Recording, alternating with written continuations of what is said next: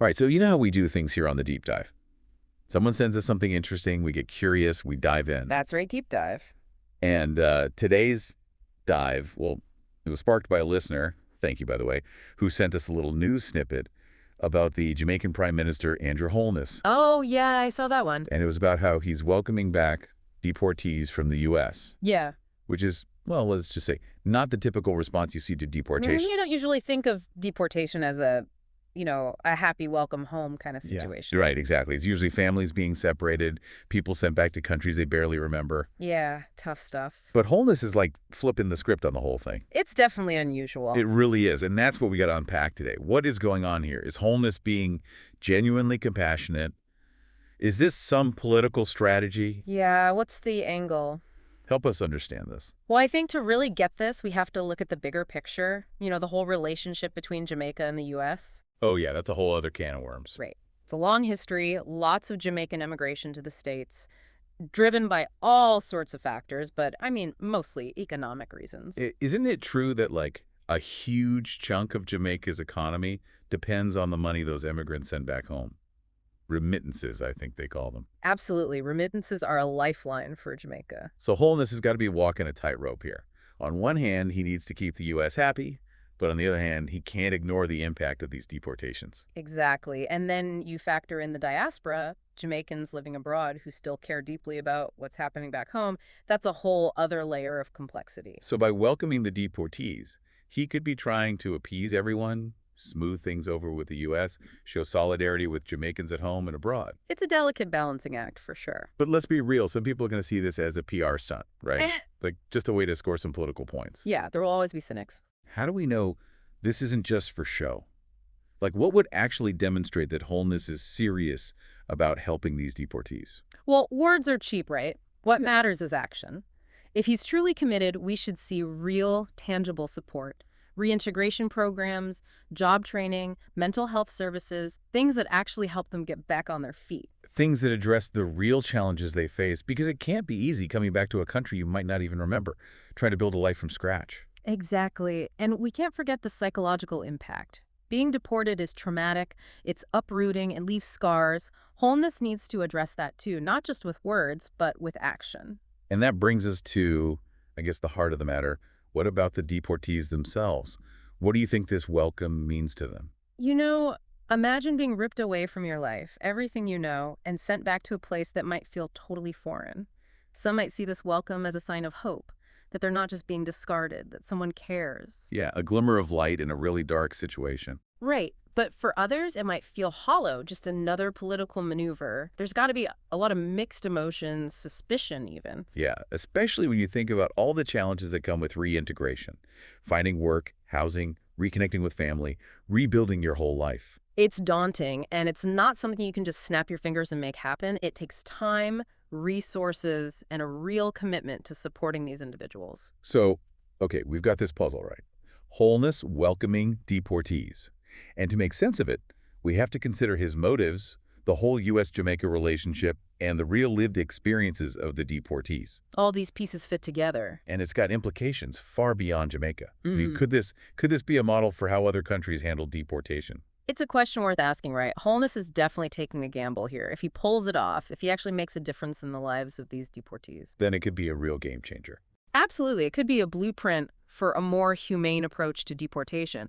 But if it's seen as weak, as rewarding illegal immigration, or if he doesn't deliver on those promises of support, Then yeah, it could backfire big time. it could damage his reputation, his relationships with other countries, and ultimately hurt the very people he's trying to help. So we started with this little news blurb, and look where we ended up. Politics, economics, international relations, the human cost of deportation. We're living Talk in about a deep dive. This is why we do what profoundly we changing do. times. Exactly. And now There we are many leave to you, our Jamaicans who would listeners. be concerned Could Holness's approach be a about model the for change others, in or is this a immigration unique policies in situation the United specific to States. Jamaica? There are many Jamaicans, of course, who live in the United States. I would want to reassure Jamaicans that your government has long been planning and putting in place measures to address any changes in policies in the United States. Firstly, let me say that Jamaica is the homeland. So Jamaicans all over the world will always be welcome back to your homeland. And we are prepared to receive all our hard-working Jamaicans who have been in the United States or wherever they may have gone for economic benefits.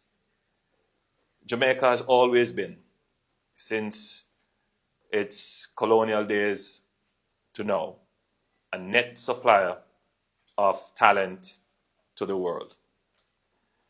It may be a good thing to have some of our Jamaican talent return to our shores to help us to build our country. There are many Jamaicans now who are feeling uncertain in the United States and who are considering returning on their own to avoid the indignity of being deported. And we welcome you back to Jamaica. We want your talent. We want your resources. There are many opportunities in Jamaica that together we can take advantage of and build the country that we would want. But let me be clear that for those Jamaicans who intend to come back with crime and violence to undermine what we have been building here, let me be clear to you that this is not the Jamaica that you left 10 or 20 years ago. It is not the JCF that you left 10 or 20 years ago. You will either meet a judge or your maker if you come back to Jamaica and violate our laws and create havoc.